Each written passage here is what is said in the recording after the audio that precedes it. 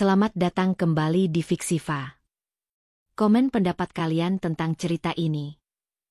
Siang itu, matahari bersinar cerah di atas pusat kota.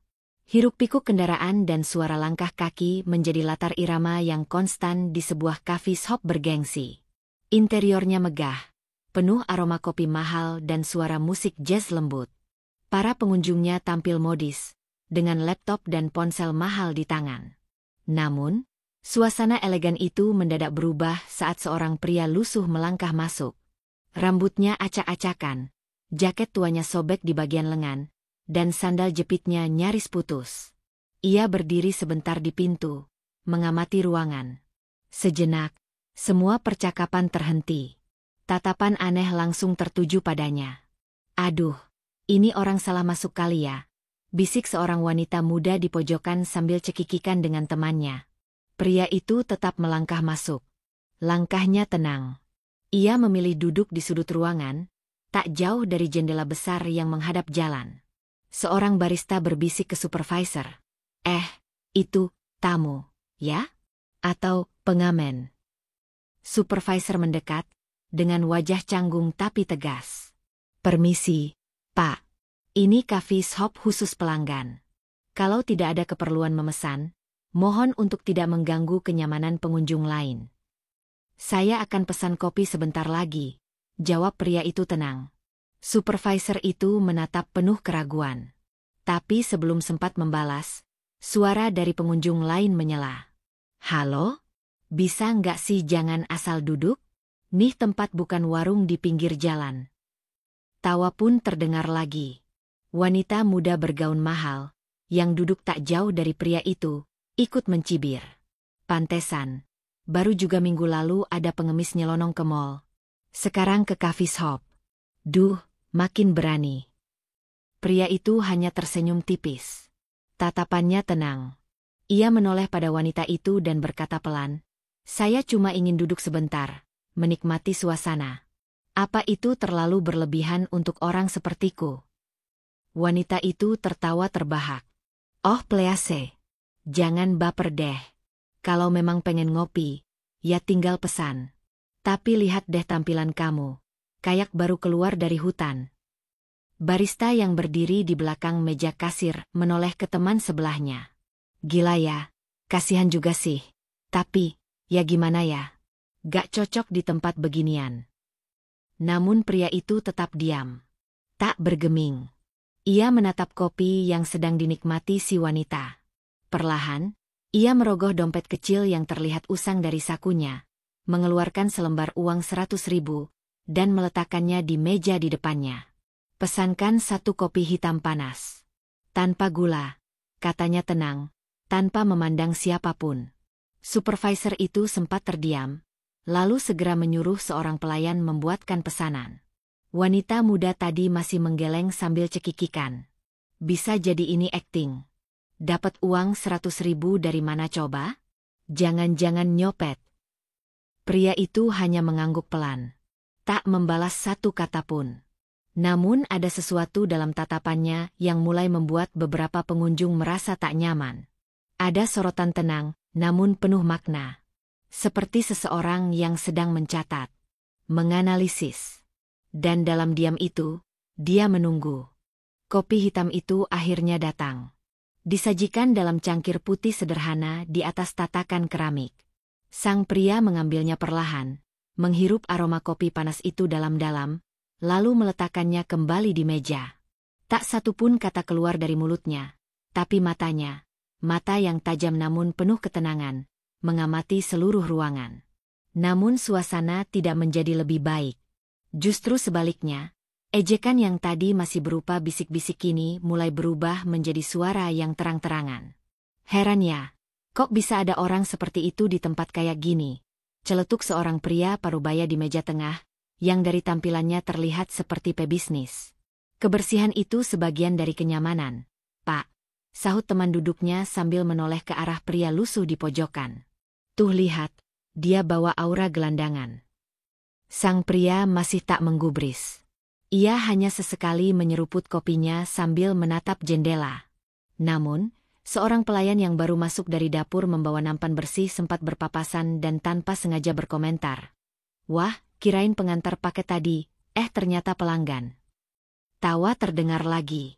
Sementara itu, wanita muda bergaun mewah yang tadi mengejeknya kini lebih berani. Ia berdiri, mendekat ke meja pria tersebut, lalu menyandarkan tubuhnya ke kursi seberang dengan nada sinis. "Kamu tahu nggak, dari semua tempat ngopi yang ada di kota ini, kenapa kamu milih tempat ini? Mau nunjukin apa sih? Bahwa orang sepertimu bisa duduk di tempat mahal." Pria itu memandangnya. Tatapan yang begitu tenang, tapi dalam. "Saya hanya ingin secangkir kopi. Dan sedikit waktu untuk mengamati manusia." Wanita itu tertawa kecil. "Mengamati manusia? Waduh, filosof banget ya. Emangnya kamu siapa?" "Bukan siapa-siapa," jawabnya. "Hanya orang biasa yang penasaran, seberapa mahal sebenarnya harga sebuah sikap." Kata-kata itu sejenak membuat wanita itu terdiam. Tapi karena banyak mata memperhatikannya, dia tak ingin terlihat kalah. Ia mencibir. "Harga sikap? Hahaha. Dengar ya, sikap itu ikut dari penampilan. Kalau kamu datang kayak orang nyasar, ya jangan harap dihargai." Ia lalu membalikkan badan dengan sengaja menabrak kursi pria itu. "Paling-paling kamu dapat uang dari keberuntungan. Atau lagi syuting prank di YouTube ya." Sementara itu, supervisor coffee shop kembali menghampiri pria tersebut dengan raut cemas. Ia berbisik, "Maaf, Pak. Tapi beberapa pelanggan mengeluh. Mungkin, sebaiknya Bapak menyelesaikan kopi dan..." Pria itu mengangkat tangan, memberi isyarat bahwa dia mengerti. "Tenang. Saya hanya sebentar. Lagi pula, saya tak ingin menimbulkan masalah." Supervisor itu menunduk dan mundur perlahan. Tapi keraguan dan ketidaknyamanan masih tampak jelas dari tubuhnya. Di belakang kasir, dua pegawai wanita saling berbisik sambil menatap pria tersebut dengan rasa ingin tahu yang mulai bercampur takut. Coba lihat deh, dia nggak marah, nggak emosi, tapi kok auranya serem banget ya?" "Iya, kayak dia tahu semua yang kita omongin." Di luar coffee shop, langit mulai berawan. Mobil-mobil mewah masih berlalu lalang di depan. Namun tiba-tiba sebuah suara mesin rendah dan mantap terdengar dari kejauhan. Tak lama kemudian, sesosok pria muda berpakaian rapi turun dari sebuah mobil sport mencolok yang berhenti tepat di depan jendela coffee shop. Pria muda itu masuk terburu-buru, tampak cemas. Di tangannya, sebuah benda kecil berkilau. "Permisi, Tuan," katanya tergesa sambil berjalan cepat menuju sudut ruangan. "Maaf saya terlambat. Tadi macet di Bundaran Hai. Ini kunci Lamborghini-nya. Sudah saya parkir di depan. Sudah siap kita berangkat." Coffee shop mendadak hening. Semua suara terhenti. Tatapan tertuju ke satu titik. Pria lusuh di pojokan yang kini berdiri perlahan sambil menerima kunci dari tangan asistennya. Seseorang berbisik, "Lamborghini? Dia Tuan?" Wanita muda yang tadi menghina, kini membatu. Wajahnya memucat. Tangannya yang tadi penuh percaya diri, kini gemetar. Barista tercekat. Supervisor tak sanggup berkata-kata. Semua ejekan, tawa, dan hinaan mendadak lenyap, digantikan keheningan yang menyesakan. Langkah pria itu terasa berbeda kali ini. Dari sudut ruangan tempat dia duduk, ia melangkah perlahan menuju pintu keluar, memegang kunci mobil sport mewah berlogo banteng emas di tangannya. Namun, sebelum benar-benar meninggalkan ruangan, dia berhenti tepat di tengah coffee shop, di tempat semua orang bisa melihatnya. Sambil menoleh ke arah pengunjung, ia berkata dengan suara tenang namun jelas, "Ternyata benar. Harga kopi di sini lebih murah dibanding harga empati." Tak ada yang menjawab. Semua terdiam. Beberapa pengunjung menunduk, pura-pura melihat ponsel. Pelayan yang tadi mengusir, kini mundur dengan wajah kaku. Bahkan supervisor hanya bisa berdiri kaku di balik meja kasir. Wanita muda yang sebelumnya menghina, tampak berusaha menyembunyikan dirinya.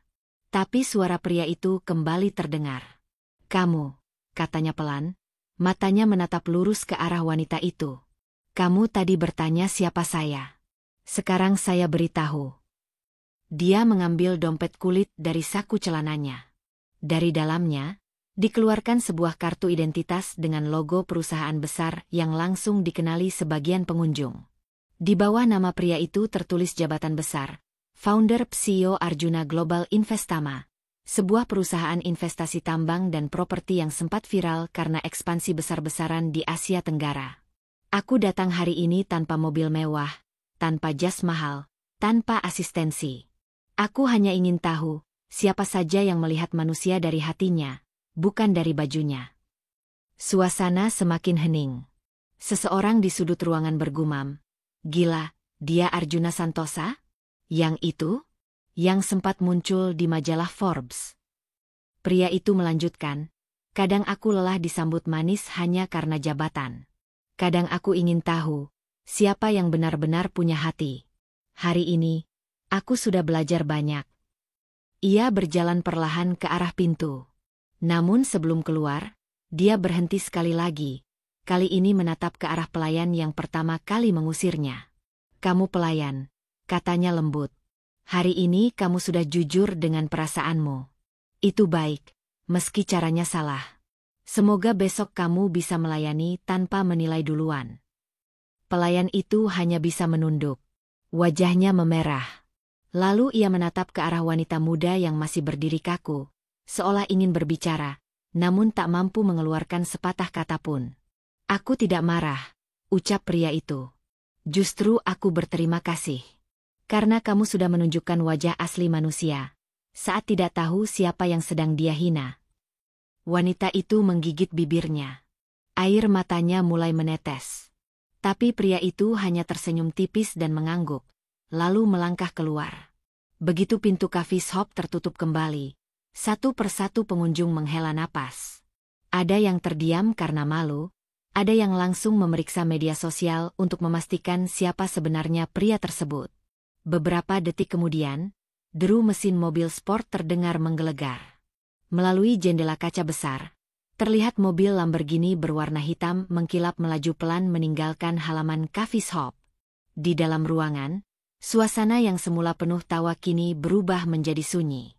Dan wanita yang tadi begitu percaya diri, kini terduduk di kursinya, menatap kosong ke cangkir kopi yang sudah dingin. Matanya basah. Wajahnya tak lagi penuh kesombongan. "Dia, miliarder itu," gumamnya lirih.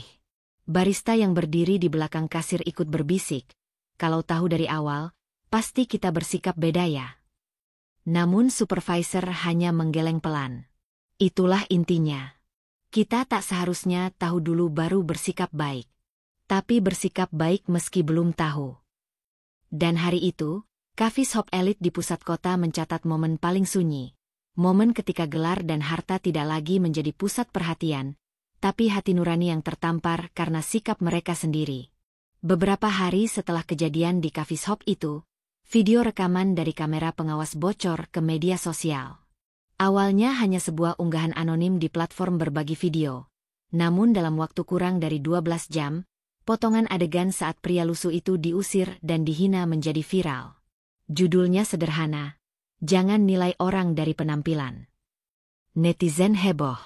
Wajah pelayan, barista, hingga wanita muda yang menghina pria itu tersebar luas. Komentar pedas mengalir deras. Sebagian mengecam tindakan mereka, sebagian lagi memuji sikap tenang dan elegan pria misterius yang kini terungkap sebagai Arjuna Santosa, miliarder eksentrik yang dikenal tertutup dan jarang tampil di media. Kantor pusat coffee shop itu langsung menggelar konferensi pers. Mereka meminta maaf secara terbuka dan menjanjikan pelatihan ulang bagi seluruh karyawan cabang mereka. Namun sebagian publik tetap tak puas. Reputasi mereka sudah tercoreng. Beberapa cabang bahkan sempat sepi pengunjung selama beberapa hari. Sementara itu, di sebuah ruang kerja minimalis di lantai tertinggi sebuah gedung pencakar langit, Arjuna duduk menatap layar laptop. Di sebelahnya, seorang pria berjas rapi menatap serius dokumen yang baru saja diberikan padanya. "Jadi kamu serius mau membeli saham mayoritas coffee shop itu?" tanya pria itu. Arjuna mengangguk. Bukan karena dendam. Tapi karena aku ingin memperbaiki sistemnya dari dalam. Asistennya terdiam sejenak. Kamu yakin keputusan ini bukan karena wanita itu? Arjuna tersenyum kecil. Wanita yang menghina aku? Tidak. Tapi aku ingin dunia tahu bahwa kesombongan itu bukan bawaan, tapi akibat. Dan kita bisa memutus rantainya, kalau mau. Beberapa minggu kemudian, coffee shop tersebut resmi memiliki pemilik baru. Seluruh sistem pelatihan karyawan dirombak total. Arjuna menekankan pentingnya empati, pelayanan tanpa prasangka, dan menghargai semua pengunjung. Tak peduli pakaian, gaya bicara, atau latar belakang mereka. Sementara itu, wanita muda yang sempat viral karena menghina, hidupnya berubah drastis. Ia kehilangan pekerjaannya sebagai influencer karena sponsor menarik dukungan. Ia juga kesulitan keluar rumah karena terus-menerus dikenali publik. Sampai suatu hari, dia menerima sepucuk surat. Tidak ada nama pengirim di amplopnya, hanya tulisan tangan rapi. Setiap orang pernah salah. Tapi tidak semua orang mau belajar dari kesalahan. Jika kamu ingin belajar, datanglah ke coffee shop cabang utama hari Jumat pukul 4 sore. Ada yang ingin bicara padamu. Wanita itu termenung lama. Surat itu mengusiknya. Ia tidak yakin siapa pengirimnya, tapi dalam hatinya, dia tahu. Hari Jumat sore, dengan langkah ragu, ia mendatangi coffee shop cabang utama. Ia mengenakan pakaian sederhana. Tidak ada riasan mencolok seperti biasanya. Kali ini, dia datang bukan sebagai selebgram, tapi sebagai seseorang yang sedang mencari maaf. Ketika masuk, suasana coffee shop tampak berbeda. Hangat. Tidak lagi terkesan eksklusif dan kaku seperti dulu. Beberapa pengunjung menyapanya ramah, meski mengenalnya dari video viral itu. Dia duduk di kursi yang dulu diduduki Arjuna saat hari itu. Tak lama, seorang pelayan menghampiri dan meletakkan secangkir kopi di mejanya. Dari seseorang di ruang belakang, katanya singkat. Wanita itu menatap secangkir kopi itu. Di bawahnya, ada secari kertas dengan tulisan tangan. Maaf bukan untuk melupakan, tapi untuk memberi ruang pada pertumbuhan. Aku tidak benci kamu. Tapi aku ingin kamu tahu rasanya dinilai hanya dari apa yang tampak. Terima kasih sudah datang. Ia menatap sekeliling, tapi tak melihat sosok Arjuna. Mungkin dia memang tidak akan muncul. Atau mungkin, kehadirannya tidak selalu harus terlihat untuk bisa dirasakan. Wanita itu menunduk. Air mata mengalir pelan. Bukan karena malu, tapi karena ia tahu, hari itu, seseorang telah memberinya kesempatan kedua.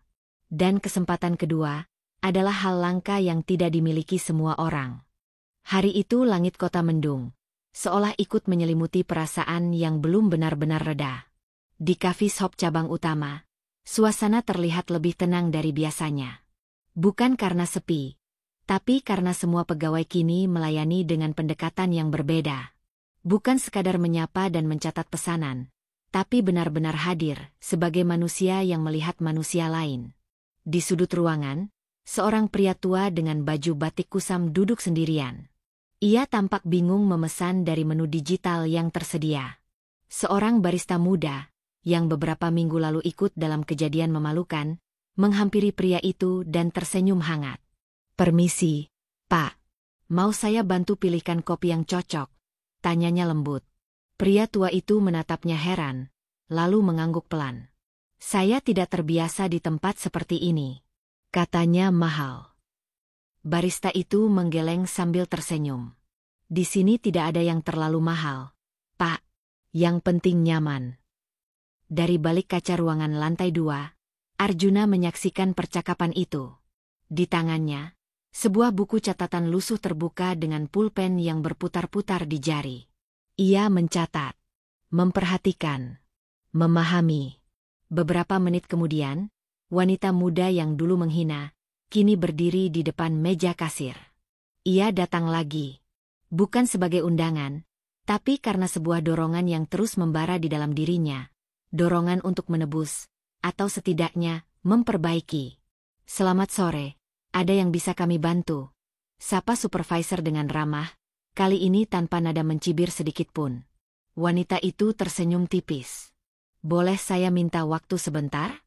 Saya tidak datang untuk minum kopi. Saya hanya ingin menyampaikan sesuatu. Supervisor mengangguk, lalu menunjuk meja kecil dekat jendela. Beberapa pegawai memperhatikannya, tapi tak ada yang berkata apa-apa. Ketika semua mata tertuju padanya, wanita itu berdiri di tengah ruangan dan menarik napas panjang. Hari ini saya datang bukan untuk dilayani, tapi untuk minta maaf. Saya pernah bersikap buruk di tempat ini. Saya pernah menertawakan orang yang saya anggap tidak pantas duduk bersama saya. Tapi ternyata, saya yang tidak pantas. Beberapa pengunjung mulai berbisik, tapi dia tetap berdiri tegak. Selama berminggu-minggu saya berpikir, kalau waktu bisa diputar ulang, apa saya akan bersikap sama? Dan jawabannya, mungkin iya. Karena saya sudah terbiasa melihat orang dari luarnya saja. Tapi kini, saya belajar. Salah satu pelayan yang dulu mengusir Arjuna tampak menunduk. Seakan merasa kata-kata itu juga ditujukan untuk dirinya. Wanita itu melanjutkan, saya ingin menjadi orang yang berbeda. Dan saya tahu saya tidak bisa menghapus apa yang sudah terjadi. Tapi saya harap, dari hari ini, saya bisa mulai menulis ulang siapa saya. Bukan dari unggahan media sosial, tapi dari tindakan saya sendiri. Arjuna, yang menyaksikan semuanya dari lantai atas, akhirnya berdiri. Ia tak berkata apa-apa, tapi ekspresi wajahnya tenang. Tidak ada kemarahan, tidak juga kepuasan. Hanya ketulusan seorang manusia yang melihat perubahan nyata. Tak lama, ia meninggalkan ruangan tanpa banyak suara. Hanya beberapa staf yang melihatnya lewat dan menundukkan kepala, sebagai tanda hormat. Wanita itu kembali duduk, menatap secangkir kopi yang disajikan oleh barista tadi. Di bawah cangkirnya, ada secari kertas yang diletakkan diam-diam oleh seseorang. Rasa pahit di awal tidak selalu buruk. Kadang, dari situlah kita belajar menikmati makna sejati dari sebuah cangkir pelajaran. Hari itu, tak ada lampu sorot, tak ada tepuk tangan, tak ada viral. Hanya ada ketulusan. Dan itu sudah cukup. Minggu pagi, jalanan pusat kota belum terlalu ramai. Udara masih sejuk, dengan sinar matahari yang menembus celah-celah gedung pencakar langit. Di antara keramaian yang mulai tumbuh, sesosok pria berjalan pelan. Ia mengenakan celana jeans pudar, kaos lusuh, dan sepatu kanvas tua. Tidak ada yang spesial. Tidak ada yang tahu siapa dia. Pria itu adalah Arjuna Santosa. Bukan sebagai miliarder. Bukan sebagai pemilik coffee shop. Tapi sebagai dirinya yang dulu, seorang pemuda yatim yang pernah tidur di emperan toko, pernah ditendang keluar dari warung makan karena dianggap pengemis, dan pernah dicibir saat hanya ingin bertanya arah ke stasiun. Arjuna melangkah masuk ke sebuah taman kota. Di sana, beberapa orang terlihat berkumpul. Bukan untuk piknik atau olahraga, tapi untuk mendengarkan. Ia berdiri di atas sebuah panggung kecil tanpa pengeras suara, tanpa jas mahal, tanpa latar belakang mencolok. Hanya papan sederhana bertuliskan, bicara kemanusiaan. Pagi ini, saya ingin bercerita, ucapnya lembut, tentang betapa mudahnya kita menjadi hakim bagi orang lain. Beberapa orang mulai memperhatikan. Beberapa mengenal wajahnya, sebagian lagi hanya tertarik karena ketenangan suaranya. Saya pernah ditolak minum di warung karena dianggap gelandangan. Saya pernah diludahi saat sedang antre membeli nasi bungkus. Saya pernah melihat anak kecil menangis karena ibunya dimaki hanya karena tak bisa membayar tepat waktu. Ia berhenti sejenak, menatap wajah-wajah di depannya. Dan semua itu terjadi sebelum saya dikenal, sebelum saya punya nama, sebelum saya punya angka 0 di belakang rekening. Beberapa orang mulai tertunduk. Ada yang menahan napas. Ada yang mulai merasa kata-kata itu seperti cermin. Saya tidak marah. Karena dari semua perlakuan itu, saya belajar. Saya belajar bahwa kemanusiaan bukan dibuktikan saat kita kaya, atau sukses, atau dikenal. Tapi justru saat kita bisa menghormati mereka yang tidak punya apa-apa, seolah mereka punya segalanya. Seorang pemuda di barisan depan mengangkat tangan. Apa yang membuatmu kuat terus jalan, Mas? Arjuna tersenyum. Saya percaya, ketika seseorang kehilangan segalanya, satu-satunya yang tidak boleh hilang adalah martabat. Dan martabat itu hanya bisa dijaga jika kita tetap jadi manusia, meski dunia menertawakan kita. Suasana hening. Angin berembus lembut, membawa aroma tanah basah dan dedaunan pagi. Arjuna melanjutkan, sekarang, saya tidak butuh tepuk tangan. Tidak perlu pengakuan. Saya hanya ingin satu hal, agar siapapun yang pernah merasa dipandang rendah, tahu bahwa harga diri kita tidak ditentukan dari penilaian orang lain, tapi dari bagaimana kita menilai diri sendiri. Tepuk tangan pelan mulai terdengar. Bukan karena dia terkenal, tapi karena kata-katanya menyentuh ruang yang lebih dalam dari sekadar logika. Setelah sesi itu, Arjuna duduk di bangku taman.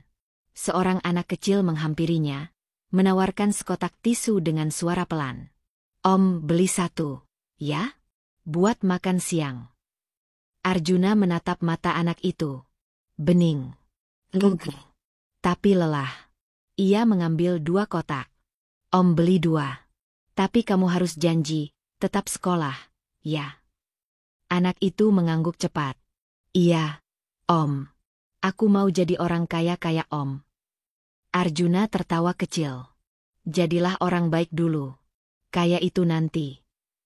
Hari itu, ia pulang ke rumah kecilnya di pinggiran kota. Tanpa iring-iringan mobil mewah. Tanpa publikasi. Tanpa jas mahal. Karena dalam hatinya, Arjuna tahu perjalanan sejati bukanlah soal berapa banyak yang kita miliki, tapi sejauh mana kita bisa berbagi, walau hanya dengan secangkir empati. Dan itu adalah kekayaan yang tak ternilai.